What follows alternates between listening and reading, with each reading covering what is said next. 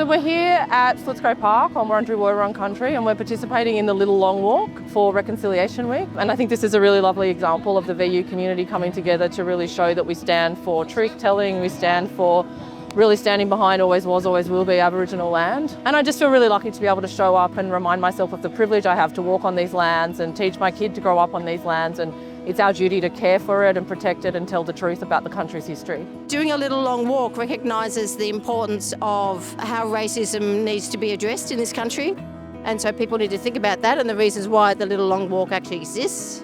This university is really proud of its record in engaging in First Nations views and opinions and what's important to First Nations people. That's really important that this university steps up. The most important is togetherness, being in a unit, being in a together, a collective, and showing that we care side by side. Wominjeka is coming with purpose, but moving with purpose is something even broader and deeper. That's why we're doing it together, and that's what today is all about.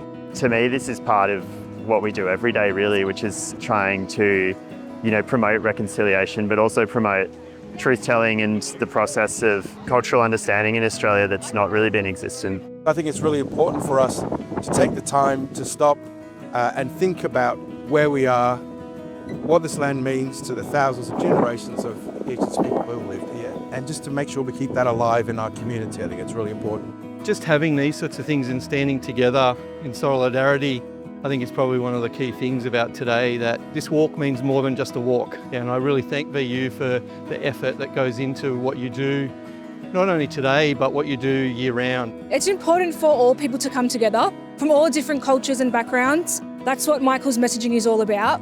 These students that come along to events like this are showing leadership and standing up and taking that action. And Uncle Michael always says that, they're the next generation, they're our future. So we have to invest in them as much as they have to invest in us.